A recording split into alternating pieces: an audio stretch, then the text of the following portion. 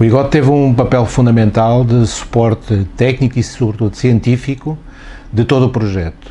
Um projeto composto por um consórcio de 6 entidades, entre elas a Universidade de Lisboa, através do IGOT, e com parceria de outras empresas. O grande desafio foi a dimensão da área metropolitana de Lisboa. É uma área muito diversa e, sobretudo, tem também um grande contraste entre o seu litoral, banhado pelo Oceano Atlântico, e um interior com características climáticas bem diferentes. O segundo grande desafio foi necessário criar as bases para outros estudos mais aprofundados, ou seja, este plano metropolitano de adaptação às alterações climáticas permitiu, ou vai permitir aos municípios, no futuro, criar mais ferramentas que sejam utilizadas no ordenamento do território.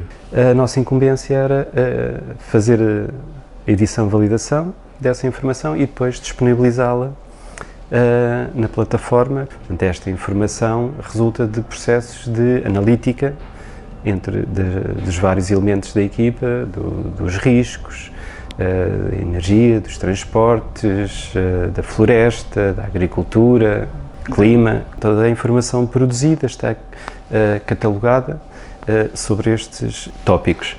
Depois, dentro de cada um destes tópicos, existe cenarização ao futuro e existe os dados atuais. Nós produzimos também um mapa das Local Climate Zones da área metropolitana de Lisboa. E pela primeira vez nós conseguimos traduzir a informação que tipicamente vem numa grelha, onde o território é quase igual, para uma realidade que os municípios conseguem perceber que são as particularidades do clima local. Termos esta informação que existia distribuída por N plataformas, N entidades, toda centralizada numa base de dados geográfica, que está alocada aos servidores da área metropolitana de Lisboa, devidamente estruturada para que possa ser disponibilizada, sob este tema, possa ser disponibilizada e utilizada pelas equipas das câmaras municipais, possa também ser disponibilizada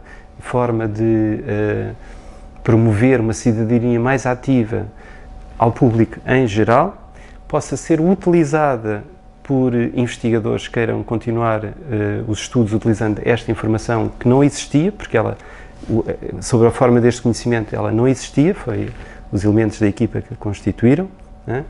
E sobretudo porque pode permitir, numa fase pós-projeto,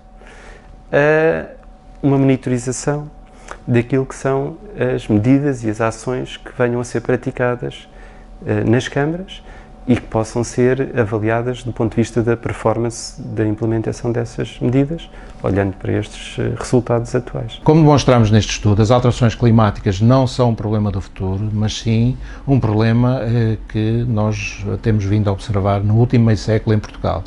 E nós, comprovadamente, vimos que o aumento da temperatura foi mais elevado nas temperaturas mínimas, que junto ao litoral aumentaram cerca de 4 décimas em cada década nos últimos 50 anos, mas nas regiões do interior os aumentos são muito maiores, cerca de 8 décimas por década no último meio século. Para além disso, verificámos também um aumento enorme de ondas de calor e noites tropicais, o que obviamente tem implicações muito grandes para a saúde da população. O papel que nós tivemos no plano foi de fazer uma análise setorial do ponto de vista da saúde.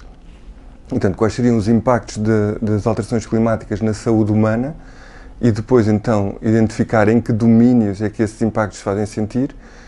E para esses domínios temos um conjunto de medidas e ações, formas de concretização concretas para que os municípios possam aplicar nos territórios para se adaptar às alterações climáticas. Na saúde nós identificámos 5 domínios: os impactos associados ao calor, os impactos associados ao frio, os impactos associados às doenças transmitidas por vetores, às doenças transmitidas pela água e pelos problemas associados à qualidade do ar, à degradação da qualidade do ar.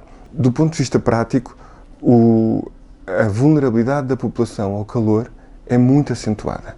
Não só o perigo de ocorrer eventos extremos de calor é muito alto e será muito mais alto no futuro, em várias áreas dentro da área metropolitana de Lisboa, a maneira como as pessoas estão sujeitas ou expostas ao calor está muito presente. E então, grande parte das medidas que nós propusemos que os conselhos, os municípios adotassem, tem mais a ver com a proteção da vulnerabilidade ao calor do que propriamente mitigar o efeito direto do calor. No fundo, nós propomos que haja uma rede interinstitucional de monitorização da população vulnerável. Isto já se faz, por exemplo, do ponto de vista da proteção civil, há fóruns municipais de proteção civil.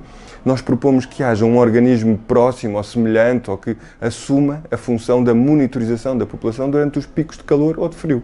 Não há uma institucionalização desta vigilância das pessoas vulneráveis. Portanto, esta é uma das medidas que nós propomos.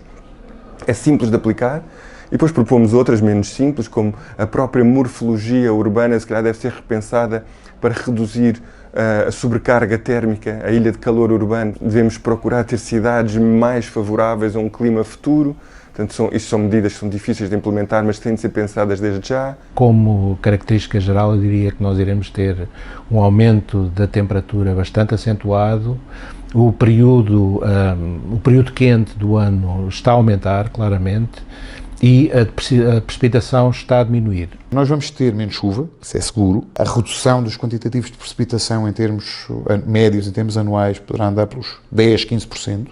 Apesar de termos menos chuva em termos anuais, temos uma redução do número de dias de chuva, podemos ter poucos dias com muita precipitação e isso pode ser suficiente para gerar complicações grandes na área metropolitana de Lisboa ao nível de cheias rápidas e inundações urbanas. Na área metropolitana de Lisboa há 3 ou 4 situações que são razoavelmente complicadas e que têm que ser corrigidas. Temos que nos adaptar a elas de forma a que os níveis de sofrimento não sejam tão grandes. Um deles, inevitavelmente, é a subida do nível do mar. É um fenómeno lento, progressivo, mas que não vai ter retorno rápido também. Ou seja, mesmo que fosse possível, por absurdo, eliminar todas as emissões de gases com efeito de estufa, o nível do mar iria continuar a subir, provavelmente, pelo menos mais 100 anos. Vai ser necessário, a curto prazo, não são 100 anos, é menos, recuar.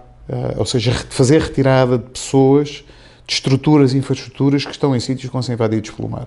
Nós temos 2 sítios na área metropolitana de Lisboa que são sistematicamente muito preocupantes do ponto de vista do risco de incêndio, correspondem de resto a áreas protegidas, em montanha, Serra de Sintra, a Sintra-Cascais e a Rábida. Reduzir a presença de população em situação principalmente em dias de muito risco, destes sítios é claramente uma medida de adaptação. É importante que os municípios, a partir da informação que foi criada, peguem nessa informação e façam uma coisa fundamental, que é elevar as alterações climáticas, que são vistas como um fenómeno global, para uma escala mais local e, sobretudo, para os nossos bairros.